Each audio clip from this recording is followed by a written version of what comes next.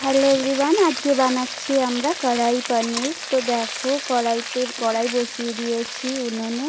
কড়াই গরম হয়ে গেছে, তারপরে আমরা একে একে সর্ষের তেল গরম করতে দিয়েছি।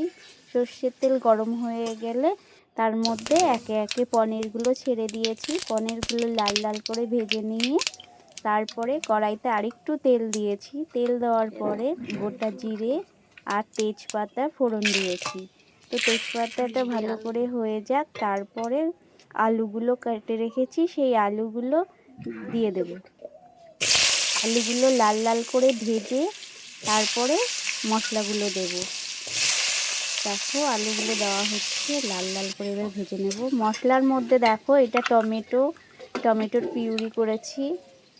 আর দেখো এটার মধ্যে আছে সর্ষে, সাদা সর্ষে, চারমগজ, পোস্ত, শুকনো লঙ্কা, আদা, এইগুলো দিয়ে আমি মশলাটা করেছি। আর সাইডে পনির রাখা আছে। তো দেখো মশলাটা তোমরা এইভাবে করে নিতে পারো, পাটায়ও বেটে নিতে পারো। তারপরে দেখো লাল লাল করে আলুটা ভাজা হয়ে গেছে, তারপরে একে একে মশলাগুলো দিয়ে দেব। মশলাগুলো দিয়ে ভালো করে নাড়াচাড়া দিয়ে এটাকে যতক্ষণ ওর গা থেকে তেল না বেরোচ্ছে ততক্ষণ ছেড়ে দেব।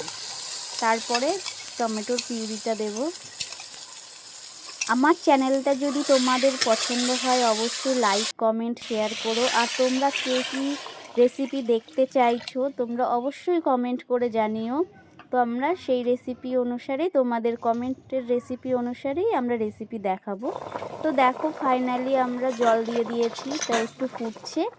তো এবার পনিরগুলো ছেড়ে দেব এর মধ্যে। পনিরগুলো ছেড়ে দিয়ে একটু নাড়াচাড়া দেব, তারপরে বেশ 5-10 মিনিট ফোটাবো।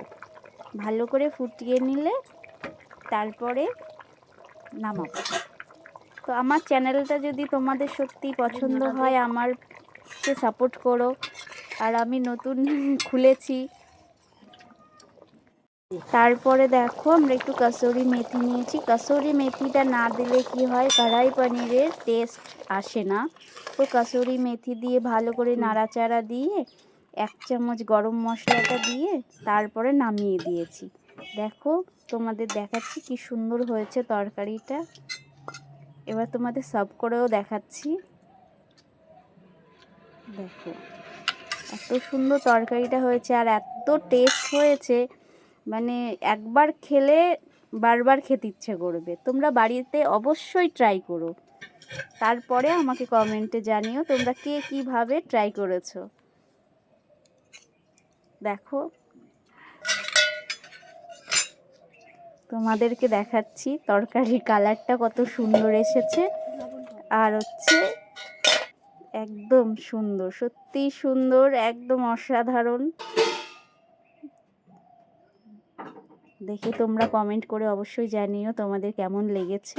ভালো লাগলে অবশ্যই কমেন্ট করে জানিও। বাস।